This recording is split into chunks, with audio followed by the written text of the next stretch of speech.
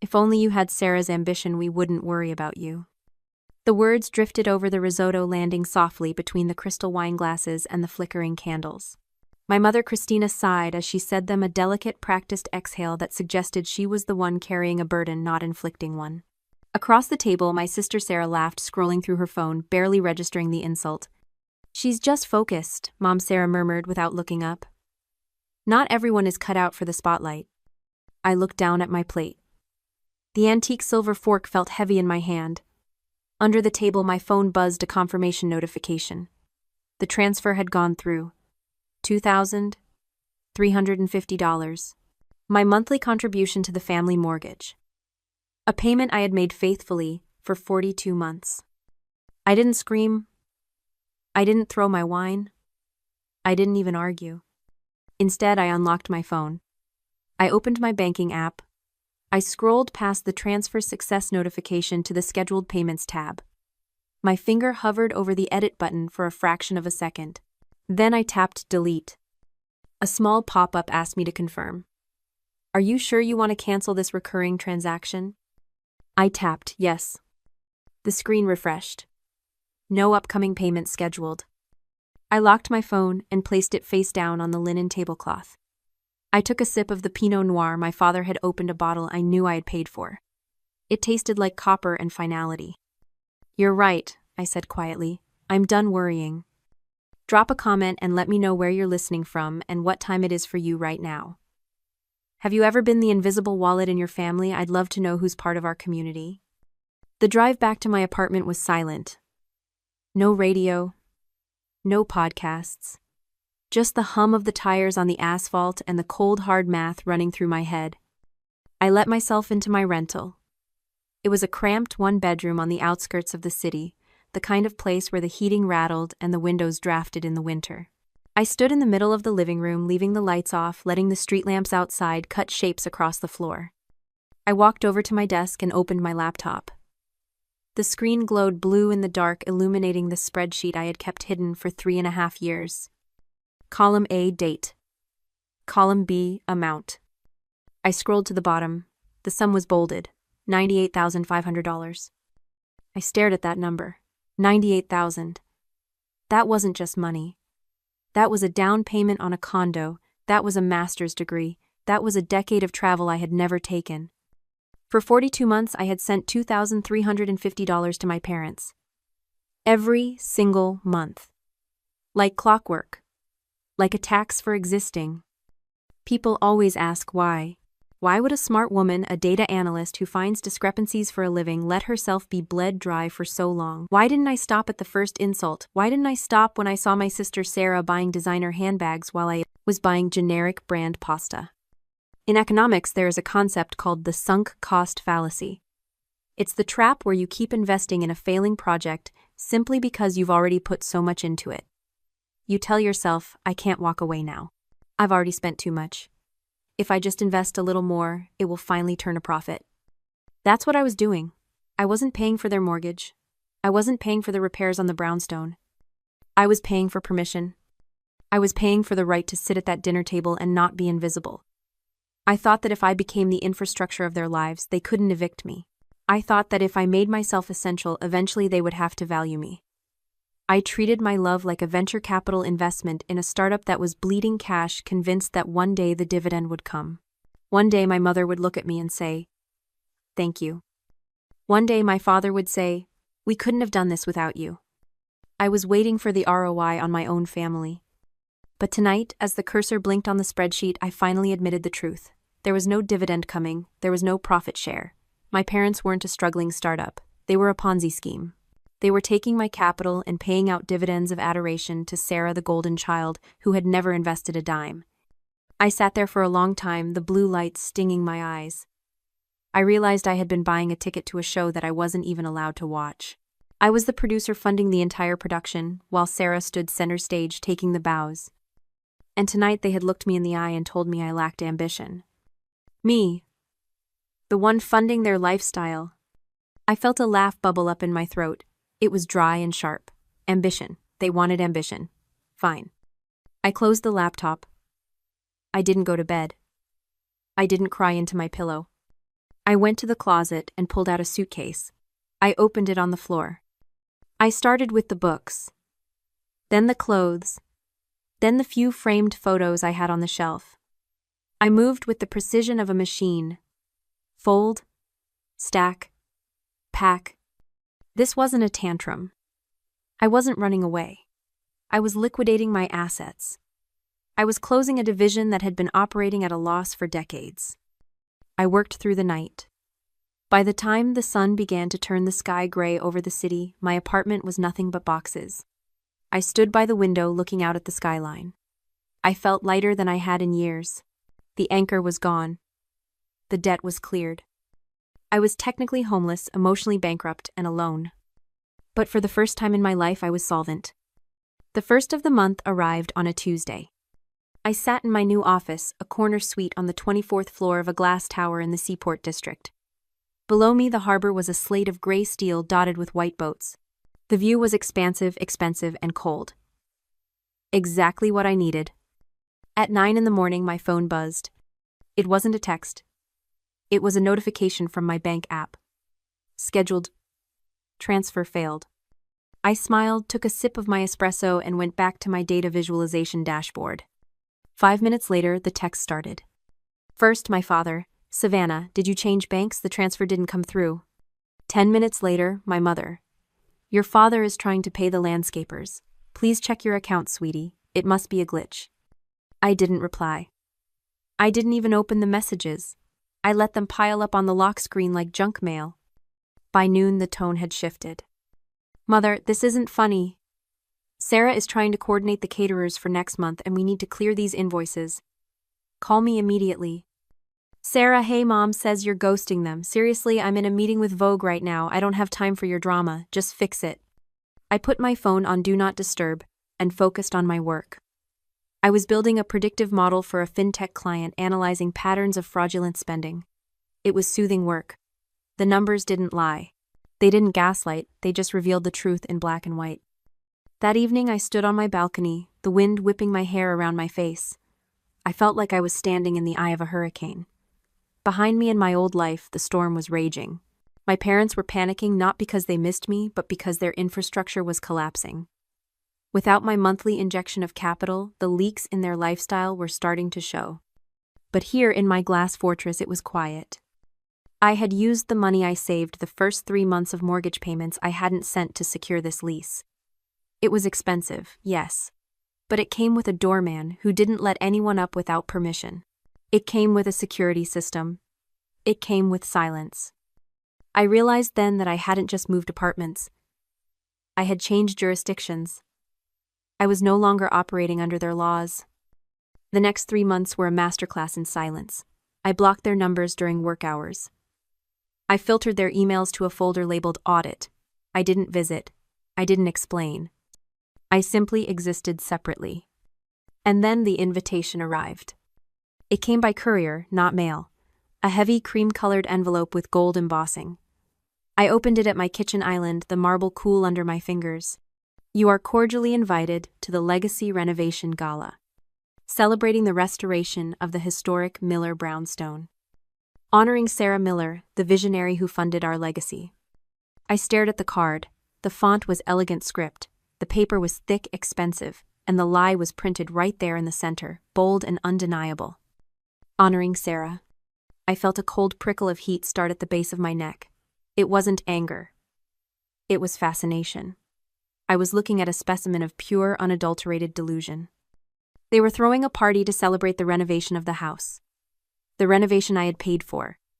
The new roof, the updated kitchen, the landscaped garden, every single invoice had been covered by my mortgage contributions. And they were crediting Sarah. Sarah, who lived in a loft downtown and leased a Range Rover she couldn't afford. Sarah, who had never paid a utility bill in her life. Sarah, the visionary. I walked to the window holding the invitation. The city lights blurred below me.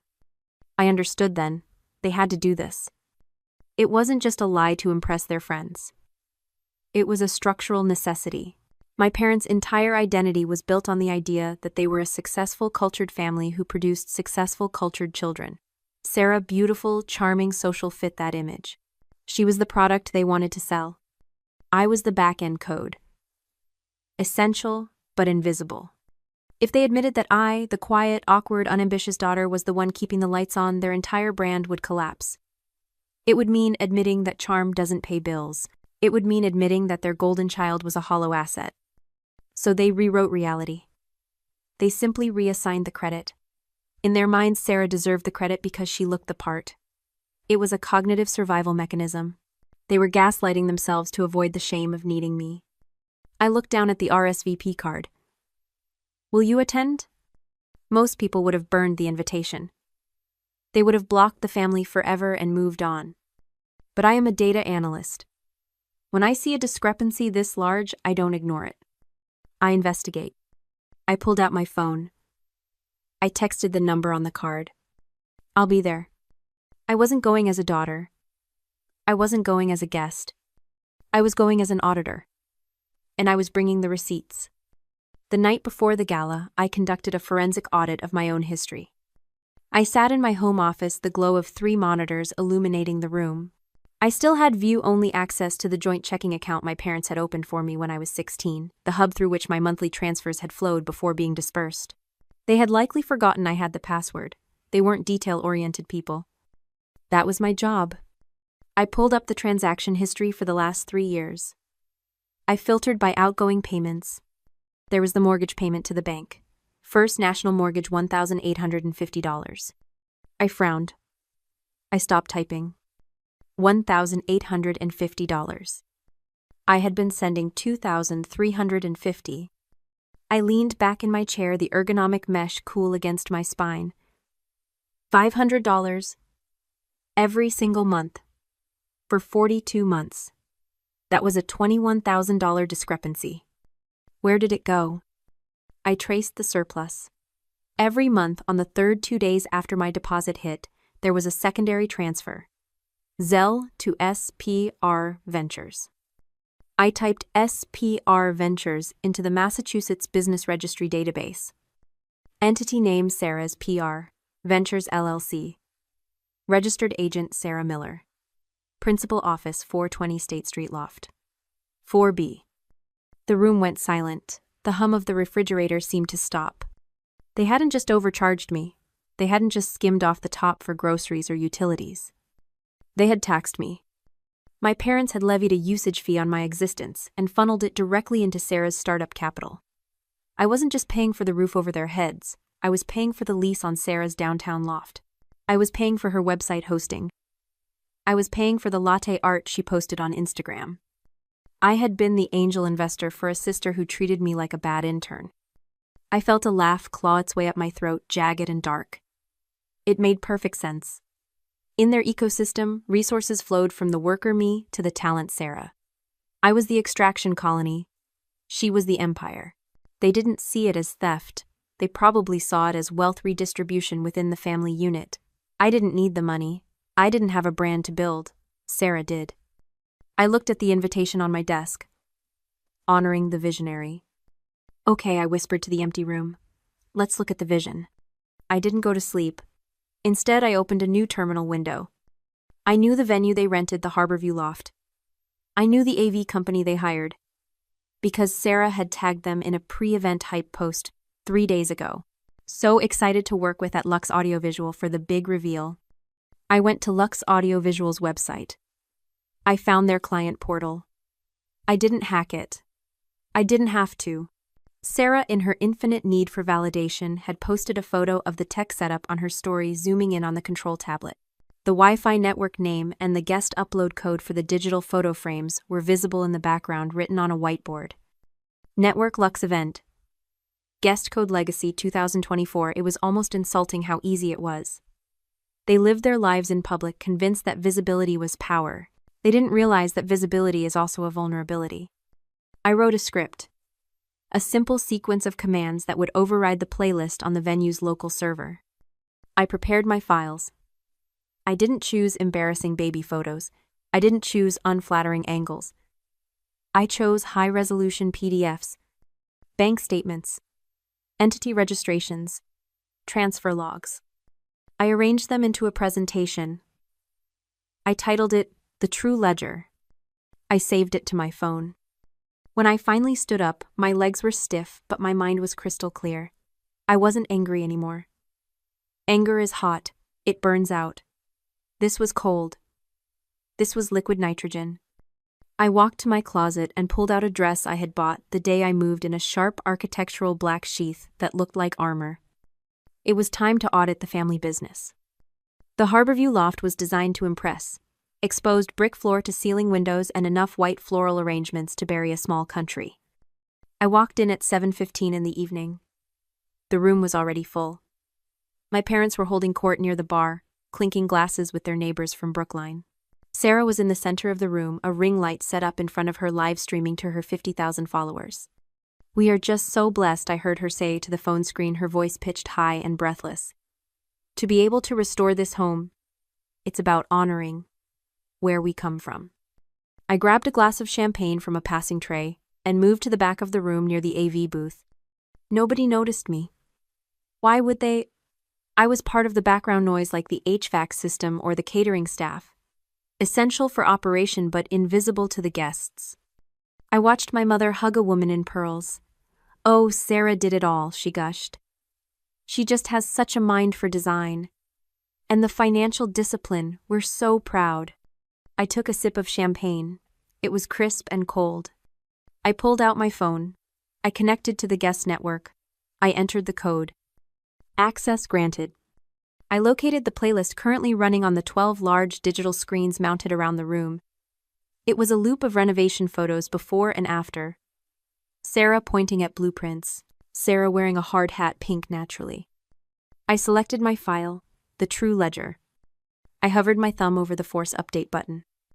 "Ladies and gentlemen." My father's voice boomed over the microphone. He tapped a spoon against his glass. The room quieted. Sarah adjusted her ring light so it captured both her and Dad. "If everyone could raise a glass," my father said, his face flushed with pride and expensive scotch. "Tonight is about legacy. It's about the future. But mostly it's about gratitude." He turned to Sarah. "To my daughter Sarah, who stepped up when things were hard, who used her own success to secure our family's history. To the visionary who funded this legacy." To Sarah, the room chorused. Sarah beamed, blowing a kiss to the camera phone, streaming live to the internet. "Thank you, Daddy," she squeaked. "I just wanted to give back." I tapped the screen. Execute. The room flickered. On all 12 screens, the photo of Sarah in a hard hat vanished. In its place, a high-contrast black and white bank statement appeared. It was blown up to 60 inches. From Savannah Miller. Amount $2,350. Date January 3rd, 2021. A murmur rippled through the crowd. People squinted. Was this modern art? The screen shifted. Another statement. February, March, April. Then the graph appeared. A bright red bar chart. 2 columns. Column left, Savannah's contribution, $98,500. Column right, Sarah's contribution, $0. The murmur turned into a gasp. Then the kill shot. The screen displayed the transfer log. From Mom and Dad joint account. To SPR Ventures. Amount $500. Mimo Business Starter Fund. Beneath it, I had added a single line of text in bold font: net loss, Savannah. Net profit, Sarah. The silence in the room was absolute. It was a vacuum. Sarah froze. Her eyes were glued to the screen behind her father. On her phone, the live stream comments were scrolling so fast, they were a blur. Wait, is she stealing from her sister? Look at the receipts. Who is Savannah? My father lowered his glass. He looked at the screen, then at Sarah, then frantically around the room. Turn it off, he hissed at the AV guy. Cut the feed. The AV kid was frantically tapping his console. I can't, it's locked out, someone overrode the system. Sarah lunged for her phone to end the stream, but she fumbled it in her panic. It clattered to the floor, camera facing up, still broadcasting the ceiling and the chaos. This is a mistake, my mother shrieked, her social grace disintegrating instantly. This is a hack, someone is trying to sabotage us. I stepped forward from the shadows. I walked into the center of the room, the heels of my boots clicking on the polished concrete floor. It's not a hack, Mom, I said. My voice wasn't loud, but in the dead silence it carried to the rafters. It's an audit. My father whipped around. He looked at me, and for the first time in my life, he didn't look past me. He looked terrified. Savannah, he choked out, what are you doing? I'm balancing the books, I said. I pointed to the screen where the $500 theft was currently glowing in high definition. You said Sarah funded the legacy. I'm just correcting the data. You're ruining your sister's night, my mother cried, grabbing Sarah, who was now hyperventilating. I didn't ruin anything, I said, holding up my phone to show the disconnect button I was about to press. I just made the ledger public. If the truth destroys her reputation, then she didn't have one to begin with. I pressed the button. The screens went black. The room stayed silent. I turned around and walked toward the exit. I didn't run. I didn't look back. I walked past the stunned neighbors, past the horrified clients, past the ruins of their carefully curated lie. I walked out into the cool night air of the seaport, took a deep breath of salt and gasoline, and finally fully exhaled. The fallout wasn't a conversation, it was a liquidation.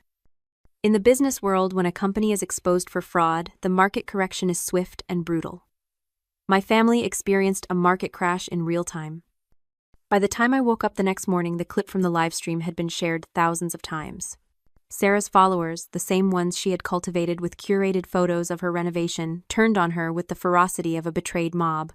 They didn't hate her because she was broke. They hated her because she was a fraud. The internet loves a success story, but it loves an exposed grifter even more. Within 48 hours, Sarah's company was effectively bankrupt. Her 3 biggest clients dropped her, citing reputational risk. The irony was perfect. She had built a career on managing public perception, and she had just become a PR nightmare. My parents fared no better. The neighbors in Brookline, the ones they had tried so hard to impress with their legacy gala, stopped waving. The country club invites dried up. They were socially insolvent. Their currency had always been their image, and I had just devalued it to zero. 3 days later, my doorman buzzed me. Miss Miller, he said, his voice professional and detached. There is a Mr. and Mrs. Miller in the lobby. They say they're your parents. I looked at the video monitor on my wall. There they were. My father looked older, his shoulders slumped in his expensive coat. My mother was wearing sunglasses indoors, hiding eyes that I knew were red from crying. They looked small. Stripped of their narrative, they were just 2 people who had made bad investments. Do you want me to send them up? The doorman asked. No, I said. I'll speak to them through the intercom. I pressed the button. Savannah. My mother's voice crackled through the speaker, tinny and desperate. Savannah, please let us up. We need to talk. There's nothing to talk about, I said. The data was clear. It was a misunderstanding, she pleaded, clutching her purse like a shield. The money to Sarah. It was a loan. A family loan. We intended to pay you back once the business took off. You humiliated your sister for nothing. I leaned against the wall, watching their pixelated faces. Even now, in the wreckage of their own making, they were trying to cook the books. They were trying to reclassify theft as a loan after the audit had already closed. Loans have terms, Mom, I said, my voice steady. Loans have repayment schedules. Loans have consent. Theft has consequences. We're family, my father barked, trying to summon his old authority, but it fell flat against the steel and glass of my lobby. You don't treat family like a hostile takeover. I didn't take anything over, I replied. I just audited the books, and I found that the family business is insolvent. Savannah, please, my mother sobbed. We can fix this. We can start over. We just need... I already have, I said. I'm liquidating my emotional assets. I'm closing the account. Savannah. I released the button. The line went dead. I watched on the monitor as they stood there for a moment, confused, waiting for a response that wasn't coming. Then slowly they turned and walked out the revolving doors back into the cold reality they had tried so hard to avoid. I turned away from the screen and walked out onto my balcony. The air was crisp, smelling of salt and winter. Below me, the ships moved silently in the harbor, carrying cargo to distant places. The city hummed with the sound of commerce, of things being built and sold. I opened my laptop one last time. I pulled up the spreadsheet, the one that had documented every dollar, every slight, every moment of neglect. The invisible ledger I had carried for years. I didn't need it anymore. The debt was cleared. I selected all. Delete. I opened a new tab. I navigated to the website of a scholarship fund for first-generation college students, kids who didn't have a safety net, who had to be their own infrastructure. I set up a recurring monthly transfer. $2,350. It wasn't a tax this time, it was an investment. An investment in resilience. An investment in the future. I closed the laptop. I sat back and looked at the horizon. For the first time in my life, the ledger was balanced. My net worth wasn't just in the bank. It was right here in the silence, in the peace, in the absolute certainty that I was finally truly free.